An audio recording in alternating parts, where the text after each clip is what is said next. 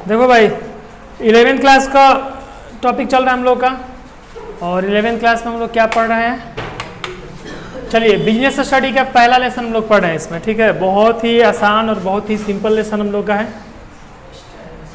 एकदम ठीक है। शुरू से स्टार्ट कर रहे हैं। चैप्टर का नाम क्या है? Nature and purpose of business. Nature का मतलब क्या होता है? नेचर का मतलब होता है प्रकृति, ठीक है। और बिजनेस का मतलब होता है व्यवसाय। जब कोई व्यवसाय चलता है या व्यवसाय होता है तो उसमें नेचर क्या होते हैं व्यवसाय के, व्यवसाय किस प्रकार किया जाता है, व्यवसाय में क्या अच्छाई है, क्या कमी रह गया है, इन सब चीज़ों पर ध्यान देंगे। इरफान, आरिफ, पर्दा वो कवर कर दो, वहाँ से शीशा लगा हुआ है, शीशा सटा हुआ है, हाँ तो ये पर्दा कवर कर दो और एसी थोड़ा ऑन कर दो। आ रहा है समझ में? चलो यहाँ पर देखिए, लर्निंग ऑफ ऑब्जेक्टिव। देखिए सबसे पहले हम इस लेसन में क्या क्या सीखने वाले हैं, तो हम लोग यहाँ पर बिजनेस के बारे में, पहले हम लोग पर्पस ऑफ बिजनेस के बारे में जानेंगे कि बिजनेस का पर्पस क्या होता है। उसके बाद फिर हम लोग इसके फीचर्स के बारे में बात करेंगे, इसके ऑब्जेक्ट के बारे में बात करेंगे, मेरिट डीमेरिट के बारे में बात करेंगे। फिर हम लोग बिजनेस, प्रोफेशन और एम्प्लॉयमेंट के बारे में पढ़ेंगे, और देन उनके बारे में हम लोग डिफरेंसेस जानेंगे, क्या डिफरेंस होता है एक प्रोफेशन में और एक बिजनेस में, ठीक है। तो सबसे पहले स्टार्ट करते हैं पर्पस ऑफ बिजनेस में। अच्छा ये बताइए, एक बिजनेसमैन का सबसे पहला मोटिव जो होता है वो क्या होता है? या वर्ल्ड में जितने भी बिजनेस होते हैं तो क्या सारे बिजनेस एक जैसे ही होते हैं? सभी बिजनेस के रूप अलग अलग है, टाइप्स अलग अलग है, प्रकार अलग अलग है। सारे बिजनेस एक दूसरे से क्या है? बिल्कुल ही भिन्न है। जैसे हम यदि बात करें एक किराने दुकान की, तो किराने दुकान में जो बिजनेसमैन होता है वो एक सोल ट्रेड होता है। और यही हम बात कर लें एक फैक्ट्री की, एक फर्नीचर मॉल की, तो उसमें हो सकता है कि वो सोल ट्रेड भी हो सकता है, या हो सकता है तो क्या हो सकता है, सोल ट्रेड के साथ साथ वो हमारा पार्टनरशिप भी हो सकता है, ठीक है।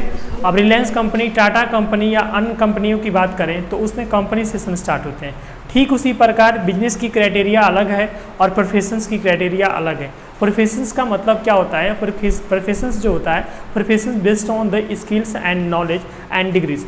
प्रोफेशन में जैसे इंजीनियर हो गए, डॉक्टर हो गए, चार्टेड अकाउंटेंट हो गए, कोस्ट मैनेजमेंट अकाउंटेंट हो गए, कंपनी सेक्रेटरी हो गए, टैक्स कंसल्टर हो गए, ये सब जो लोग होते हैं, ये सब लोग क्या करते हैं बिजनेस में? प्रोफेशन एज पर प्रोफेशन का रोल निभाते हैं। प्रोफेशन मतलब कि ये लोग ये लोग का अपना बिजनेस ही है, बट बिजनेस नहीं बोल सकते हैं, उसको प्रोफेशन बोलेंगे, क्योंकि ये लोग सर्विस सप्लाई करते हैं, सर्विस प्रोवाइड करते हैं, ना कि यहाँ पर गुड्स प्रोवाइड करते हैं। Those person provide to the goods and service, it is the called businessman, and those person only supply for the service is for the profession, ठीक है। प्रोफेशन अपने लोगों को क्या करता है? अपने क्लाइंट को प्रोफेशन सर्विस प्रोवाइड करता है। जैसे एग्जांपल के लिए एक डॉक्टर हैं तो उनके पास कोई पेशेंट्स आता है, तो क्या डॉक्टर जो होते हैं तो अपने पेशेंट्स को क्या करते हैं? पेशेंट्स को जो आला लगाकर चेक करते हैं या सब मेडिसिन कुछ लिख देते हैं कि आपको ये दवा लेना पड़ेगा मार्केट से, तो वो जो होता है वो एक सर्विस देते हैं, ना कि उनको प्रोडक्ट देते हैं। अब डॉक्टर के पास आइए और डॉक्टर बोले कि हाँ बबुआ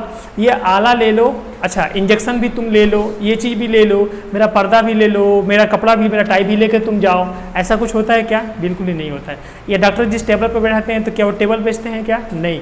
लेकिन एक फर्नीचर मॉल में जाइएगा तो वो बोलेगा सर आप एक बार बैठ कर देखिए चेयर पर, एक बार ये सोफ़ा पर देखिए कितना मुलायम और सॉफ्ट सोफ़ा है, इस बेड पर देखिए सर कितना अच्छा बेड है, सर आपको क्या लेना है?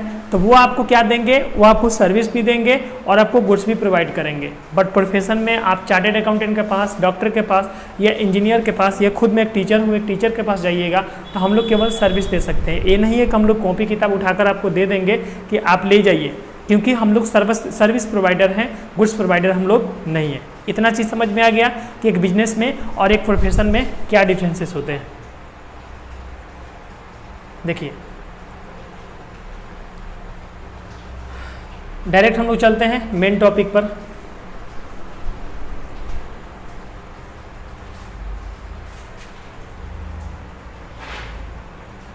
चलिए आपको सबसे पहले इस चैप्टर का सबसे मेन बेस्ड क्वेश्चन है आपका कंपैरिजन ऑफ बिजनेस, प्रोफेशन और एम्प्लॉयमेंट। इन तीनों के बीच में कंपैरिजन जो है, कंपैरिजन वो सबसे ज़्यादा मोस्ट इंपॉर्टेंट इसमें का है।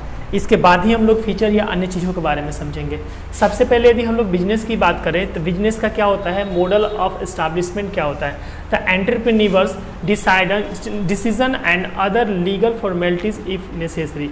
एक बिजनेसमैन के लिए क्या क्या जरूरी होता है, एक बिजनेसमैन के लिए लीगलिटी, एक बिजनेसमैन के लिए अच्छे से फॉर्मेशन करे लीगल तौर पर, और डिसीजन वो खुद ही ले सकता है, ये जरूरी है। एक प्रोफेशन के लिए क्या जरूरी है कि membership of a professional body and the certificate of the practice. एक प्रोफेशन के लिए सबसे ज़्यादा जरूरी होता है कि जहाँ से वो पास आउट किया है, जैसे चार्टेड अकाउंटेंट, जब तक कोई बंदा बीकॉम करने के बाद या आईकॉम करने के बाद जब तक उसको सीए का डिग्री नहीं मिलता है द आईसीआई बोर्ड से, तब तक वो एक सीए प्रोफेशन ज्वाइन नहीं कर सकता है या सीए वो नहीं कहलाएगा। ठीक उसी प्रकार एमबीबीएस की डिग्री नहीं मिलती है तो बंदा डॉक्टर नहीं बन पाएगा, और ना ही उसको प्रोफेशन की डिग्री, जिस प्रोफेशन की डिग्री मिलेगी उसमें ही उसका मान्यता होगा। तो बिजनेसमैन के लिए क्या जरूरी है, बिजनेस लीगल होना चाहिए और वो कानूनी, मतलब लीगल कानूनी तौर पे क्या होना चाहिए, सही होना चाहिए। प्रोफेशन की बात करें तो प्रोफेशन में जो भी जैसे सीए हैं, डॉक्टर हैं, इंजीनियर हैं, तो उनको जिस बोर्ड से वो एग्ज़ाम क्वालिफाइड किए हैं उनका certificate it is the must. और यहाँ पर एम्प्लॉयमेंट की बात करें तो employment, appointment letter and the service agreement. एक एम्प्लॉय तब तक मान्य होता है जब वो कंपनी में अपना वैकेंसी के हिसाब से अपना फॉर्म फिलअप किया होगा, अपॉइंटमेंट लेटर मिला होगा या कॉल लेटर उसके पास आया होगा, उसके बाद उसका इंटरव्यू हुआ होगा, तब वो सिलेक्टेड है तो उसको एक सर्टिफिकेट मिल जाता है कि you have the selected in my office. उस पर एक लिखा रहता है, तभी वो एम्प्लॉय होगा। नहीं तो कोई भी बंदा यदि कपड़ा उस ढंग का पहन लेगा और बोलेगा कि मैं इसका स्टाफ हूँ, मैं डिलीवरी बॉय हूँ या फिर इस चीज़ का हूँ, तो वो एम्प्लॉयमेंट वो गलत तरीके से यूज करने लगेगा। तो एम्प्लॉयमेंट में क्या होता है, एम्प्लॉयमेंट बिजनेसमैन के और प्रोफेशन के अंडर में काम करते हैं, बट बिजनेसमैन और प्रोफेशनल्स जो पर्सन होते हैं, ये दोनों जो होते हैं अपने स्किल्स और अपने मेहनत पर वर्क करते हैं। इन तीनों में अंतर देखेंगे आगे चल के। Nature of work, provision of goods and service to the public. देखिए बिजनेसमैन का नेचर क्या होता है, इसकी प्रकृति क्या है, अभी हम बताएं। ये प्रोविजंस क्या करेंगे, ये गुड्स और सर्विस दोनों ही प्रोवाइड करेंगे पब्लिक को। और एक प्रोफेशनल बंदा क्या करेगा, प्रोफेशनल जो है personalised experience service, expert service. Professional बंदा जो होगा वो एक एक्सपर्ट की तरह एक ही फील्ड में, जैसे डॉक्टर है तो मेडिसिन के बारे में, टीचर है तो एजुकेशन के बारे में। जैसे मैं एक कॉमर्स टीचर हूँ तो मैं आपको कमर्शियल नॉलेज दे सकता हूँ। कोई इंग्लिश, जैसे इंग्लिश टीचर भी मैं हूँ तो इंग्लिश के बारे में आपको शेयर कर सकता हूँ। आर्ट्स टीचर हूँ तो आर्ट्स के बारे में शेयर कर सकता हूँ। यदि कोई मैथ टीचर है या फिर कोई केमिस्ट्री टीचर है तो वो आपको उस हिसाब से गाइड करेंगे, ठीक है। उसी प्रकार एम्प्लॉयमेंट क्या करते हैं, एम्प्लॉयमेंट जो होते हैं performing work as per the service contract और रूल्स ऑफ सर्विस। एक कंपनी के तहत जो भी रूल रेगुलेशन है उनके अनुसार ही उनको काम करना है। एक मैनेजरियल फील्ड में एज पर एक वहाँ पर एम्प्लॉयमेंट बनकर उनको रहना है, और जो भी बॉस या एमडी या फिर एचआर जो भी बोलेंगे तो उनको क्या करना पड़ेगा। समझ में आ रहा है। बॉस कौन है भाई, बिजनेसमैन का क्राइटेरिया सबसे बड़ा है, प्रोफेशन का भी क्राइटेरिया सबसे बड़ा है क्योंकि सर्विस प्रोवाइडर है, और एम्प्लॉयमेंट इन दोनों के अंडर में रहकर वर्क करता है, ठीक है। अब देखते हैं क्वालिफिकेशन की। क्या बिजनेसमैन बनने के लिए किसी क्वालिफिकेशन की ज़रूरत पड़ती है? बिल्कुल ही नहीं सर। एक अंगूठा छाप या टेंथ फेल आउट भी कोई रहेगा जो 10 क्लास का एग्जाम तक नहीं पास किया है, वो भी इंसान अपना एक बिजनेस इस्टेब्लिश कर सकता है। तो इसमें no minimum qualification is necessary या नो क्वालिफिकेशन इज रिक्वायरमेंट। इसमें कोई क्वालिफिकेशन की रिक्वायरमेंट नहीं होती है। प्रोफेशंस की यदि बात करें तो qualification is the most important source of the start the professional career. Professional career के लिए सबसे ज़्यादा जरूरी होता है कि उसको ट्रेनिंग प्रॉपर मिलना चाहिए, किसी फील्ड में स्पेसिफिक होना चाहिए, और वो एक्सपर्ट होना चाहिए, और एक प्रोफेशनल बॉडी से उसको डिग्री या कुछ भी वैसा मिला हुआ होना चाहिए। तो एक प्रोफेशनल प्रैक्टिस में आपको डिग्री, क्वालिफिकेशन, नॉलेज, इन सब की ज़रूरत बहुत ज़्यादा है, जबकि बिजनेसमैन में बिल्कुल ही रिक्वायरमेंट नहीं है। अच्छा, एम्प्लॉयमेंट में क्या है, एम्प्लॉयमेंट में भी क्वालिफिकेशन, ट्रेनिंग, प्रैक्टिस, इन सब की ज़रूरत उसको भी है, क्योंकि एम्प्लॉय जो होता है, एम्प्लॉय को कहीं ना कहीं काम करना पड़ता है, तो उसकी डिग्री देखा जाता है। आप देखते भी होंगे कि जितने लोग एम्प्लॉय में वर्क करते हैं, जैसे कोई बैंकिंग में वर्क कर रहे हैं, कोई रेलवे स्टाफ है, कोई ग्रुप डी में है, कोई टीचिंग में है, या फिर किसी भी स्कूल में या कहीं भी किसी डिपार्टमेंट में पढ़ा रहे हैं लोग, तो एज पर वो प्रोफेशनल होंगे ही नहीं। देखिए टीचर दो प्रकार के हैं, जैसे हम ये कोचिंग इंस्टीट्यूट चला रहे हैं तो कोचिंग इंस्टीट्यूट में ये प्रोफेशनल मैं हूँ, और यहाँ पर यदि स्कूल में मैं पढ़ाता तो मैं एक एम्प्लॉयमेंट होता। उसी प्रकार एक डॉक्टर अपना क्लिनिक खोल कर बैठे हैं तो वो एक प्रोफेशन है, और यही डॉक्टर किसी दवाखाना में या फिर कहीं भी वो वर्क करते हैं वहाँ पर, तो वो उसमें क्या होते हैं, अपना एम्प्लॉय होते हैं।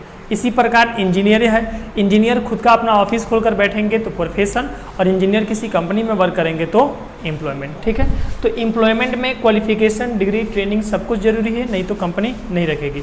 इसके बाद रिवॉर्ड और रिटर्न। रिवॉर्ड और रिटर्न में इनको क्या मिलता है, एक बिजनेसमैन को आखिर करके क्या मिलता है, इतना मेहनत पे मिलता क्या है, तो इनको प्रॉफिट अर्न होता है। प्रोफेशनल को क्या होता है, प्रोफेशनल फ़ी मिलता है। जैसे एक डॉक्टर के पास जाइएगा तो उसका 200, 300 या 500 या 1000 रुपये का फ़ी होता है, और एक बिजनेसमैन पे जाइएगा तो जो भी प्रोडक्ट लीजिएगा तो उसका प्राइस होता है कितना केजी या इतने लीटर पे आपको ये प्राइस देना पड़ेगा। और जबकि यहाँ पर जाएँ हम लोग एम्प्लॉयमेंट में जाएँ तो उसमें सैलरी और वेजेज मिलते हैं, या तो उसको सैलरी मिल सकते हैं या तो फिर उसको वेजेज मिल सकते हैं। तो इन बातों पर सबसे ज़्यादा हम लोग ध्यान देंगे। अब यहाँ पर 5 नंबर जो है टॉपिक हम लोग का, तो कैपिटल इन्वेस्टमेंट है। देखिए, एक बिजनेसमैन बनने के लिए आपको लार्ज क्वांटिटी में क्या करना पड़ता है, कैपिटल को इन्वेस्ट करना पड़ता है। और जबकि यहीं पर यदि हम लोग प्रोफेशनल में बात करें तो प्रोफेशनल में थोड़ा बहुत कैपिटल इन्वेस्ट कर सकते हैं, और देन हम लोग अपने स्किल्स और नॉलेज के बल पर क्या कर सकते हैं, वर्क कर सकते हैं। ठीक है, अब यहाँ पर एम्प्लॉयमेंट में यदि बात करें तो एम्प्लॉयमेंट में कोई भी हमें कैपिटल इन्वेस्ट नहीं करना पड़ता है। देखो भाई, ध्यान से समझो, बिजनेसमैन बनना है, बड़ा मॉल, बड़ा कोई शॉप या कोई बड़ा पार्टनरशिप डील चलाना है, तो उसके लिए तुमको मतलब कि ज़्यादा से ज़्यादा तुमको कैपिटल इन्वेस्ट करना ही पड़ेगा। प्रोफेशनल बंदा बनना है तो क्या करना है, हाँ, डॉक्टर साहब बनना है तो एक रूम ले लीजिए किराए पर, 2-4 कुर्सी डाल दीजिए, एक टेबल डाल दीजिए और बैठ जाइए, हो गया आपका। यही सिंपल में करना है तो उसी को एक सच में प्रोफेशनल क्वालिटी में ले जाना है तो सबसे अच्छा आप एक हॉस्पिटल का निर्माण कीजिए, उसके बाद वहाँ पर इंफ्रास्ट्रक्चर, फिर उसके बाद बहुत सारी टेक्निकल फैसिलिटी डालिए कि इस अल्ट्रासाउंड का भी होता है भाई मेरे पास, एक्सरे भी मेरे पास होता है, MRI भी मेरे पास होता है। तो इस तरह आप एक प्रोफेशनल इंसान बन सकते हैं। जब तक प्रोफेशनली आप बिल्डअप नहीं कीजिएगा, इन्वेस्टमेंट नहीं कीजिएगा, तब तक आप प्रोफेशनल भी अच्छा नहीं बन सकते। वहीं यदि हम एम्प्लॉयमेंट की बात करें तो एम्प्लॉयमेंट में ऐसा कुछ होता ही नहीं है। एम्प्लॉयमेंट जो होता है वो पैसा इन्वेस्ट करता ही नहीं है।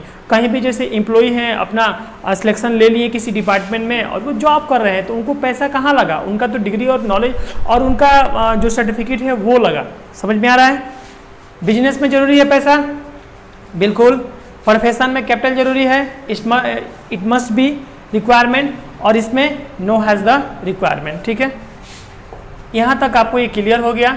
अब हम 6ठे नंबर में रिस्क की बात करेंगे। इसमें रिस्क कितना है और कितना नहीं है, देखिए यहाँ पर 6 नंबर में बोल रहे हैं कि profit are the uncertain and the irregular, risk is the present. Businessman में सबसे ज़्यादा रिस्क होता है। बिजनेसमैन में क्या होता है, सबसे ज़्यादा रिस्क होता है।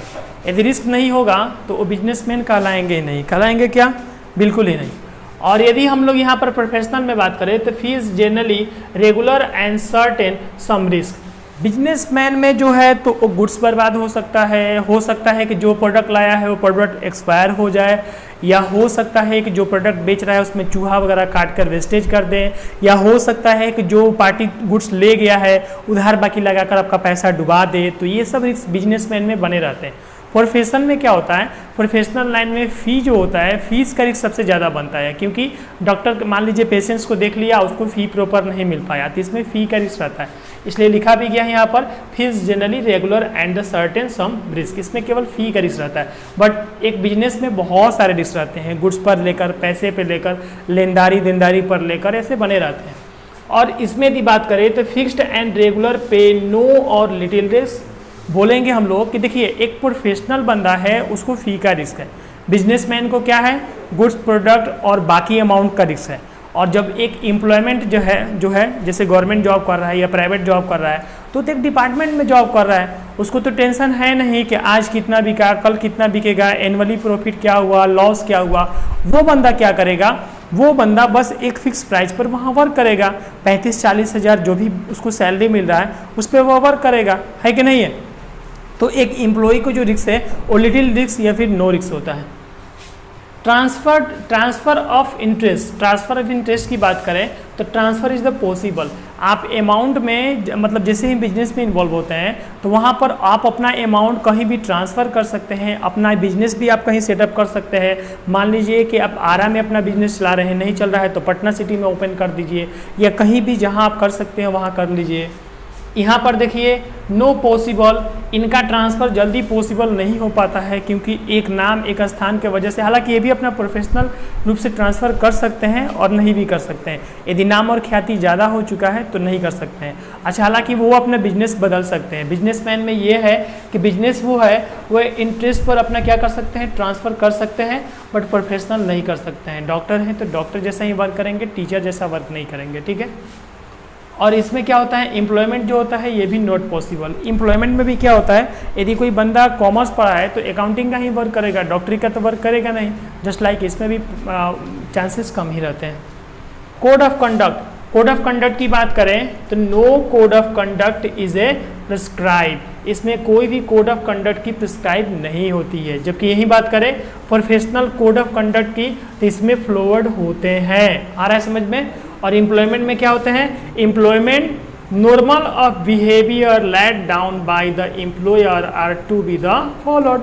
यदि एम्प्लॉय भी अच्छे से बात कर रहा है तो उसमें भी फ्लोर उसके हो जाएंगे, प्रोफेशनल में भी हो जाएंगे, बट इसमें बिजनेस में क्या होंगे, बिजनेस में नो ऑफ कंडक्ट हो जाएंगे इसमें। आ रहा है समझ में। चलिए, क्लासिफिकेशन ऑफ बिजनेस एक्टिविटीज़ की बात यदि हम करें तो देखिए यहाँ पर आप यदि सीबीएसई बोर्ड या बिहार बोर्ड है तो ये टॉपिक आपको दूसरे लेसन में मिलेगा, क्योंकि हम यहाँ पर ओनली फॉर इम्पोर्टेंट टॉपिक हैं डिस्कशन कर रहे हैं जो सबसे ज़्यादा एजुकेशनल और सबसे ज़्यादा ज़रूरी होगा, ठीक है। अच्छा सर, एक बिजनेस में इसको स्टार्ट करने से पहले थोड़ा सा डिस्कस कर लेते हैं जो ऊपर के टॉपिक्स हैं। जैसे कि बिजनेस जो है तो बिजनेस के हम बोलते हैं यदि कि give any 5 features of the business criteria या फिर बिजनेस, तो आप क्या क्या बोल सकते हैं। गुड्स एंड सर्विस बोल सकते हैं, प्रॉफिट अर्न बोल सकते हैं, हाई लेवल रिस्क बोल सकते हैं, बिजनेस इजीली ट्रांसफ़र बोल सकते हैं, कैपिटल इन्वेस्टमेंट बोल सकते हैं। तो ये सब जो टॉपिक है वो सब उसके फीचर्स हैं। आपको कभी भी किसी क्वेश्चन में कैरेक्टरिस्टिक या फीचर्स लिखने के लिए आए तो आपको समझना है कि उससे रिलेटेड क्या क्या विशेषताओं के बारे में आप बता सकते हैं। अच्छाई या बुराई जो भी आप बताइएगा तो जस्ट लाइक वही उसके फीचर और उसके कैरेक्टरिस्टिक बन जाते हैं, ठीक है। प्रोफेशनल लाइन की यदि 5 या 4 की बात करें तो 4 में हम ये बोल सकते हैं कि प्रोफेशनल में skills must be important, degree must be important, और इसमें कैपिटल, स्मॉल कैपिटल में भी बिजनेस स्टार्ट कर सकते हैं, लार्ज कैपिटल में भी स्टार्ट कर सकते हैं। प्रैक्टिस आपका अच्छा होना चाहिए। एम्प्लॉयमेंट में बात करें तो एम्प्लॉयमेंट में नो हाई रिस्क होता है, सैलरी जो होता है उसका फिक्स होता है, तो उसके बारे में जो भी आप बात कीजिएगा उसका वो फीचर्स बन जाएगा, ठीक है। चलिए, अब हम यहाँ पर बिजनेस के बारे में बात करेंगे, ठीक है। बिजनेस जो होता है, ठीक है, बिजनेस में एक हमारा इंडस्ट्री होता है और एक होता है हमारा कॉमर्स। इंडस्ट्री और कॉमर्स 2 तरह के होते हैं। अच्छा ये बताइए, कॉमर्स बड़ा है कि बिजनेस बड़ा है, तो सर बिजनेस बड़ा है। क्या बड़ा है, बिजनेस बड़ा है। कॉमर्स जो होता है ये रहा हम लोग का कॉमर्स, और कॉमर्स किसके अंडर में आता है, तो कॉमर्स आता है मतलब वही अकाउंट नहीं, बिजनेस के अंडर में आता है, ठीक है। किसके अंडर में आता है, कॉमर्स जो होता है वो बिजनेस के अंडर में आता है, ठीक है। कॉमर्स किसके अंडर में, बिजनेस के अंडर में आता है, क्योंकि बिजनेस के अंडर में ही इंडस्ट्री भी आता है और हमारा कॉमर्स भी आता है। तो दोनों में इम्पोर्टेंट कौन है, ये है। 11th में एक ऑब्जेक्टिव प्रश्न आता भी है कि दोनों में से बड़ा कौन है, वाइडर स्कोप किसका है, तो आपको बोलना पड़ेगा वाइडर स्कोप जो होता है वो कॉमर्स का होता है, ठीक है। इंडस्ट्री में 3 तरह के इंडस्ट्री होते हैं, प्राइमरी, सेकेंडरी और एक होते हैं हमारे टेरिटरी। प्राइमरी की भी बात करें तो ये हमारे होते हैं इंटरेक्टिव और हमारे जेनेटिक होते हैं, और सेकेंडरी की बात करें तो सेकेंडरी में मैन्युफैक्चरिंग और हमारा कंस्ट्रक्शन होता है, और टेरिटरी की बात करें तो एक्सपोर्ट, इंपोर्ट, बैंकिंग, इंश्योरेंस, इन सब से रिलेटेड होते हैं, ठीक है। तो आज हम यहीं पर इस वीडियो को स्किप करते हैं, और इसके बाद जो वीडियो दिख रहा है आपको तो ये ओपन कर लीजिए, यहीं पर आपको ये वाला टॉपिक स्टार्ट मिलेगा, ठीक है। चलिए।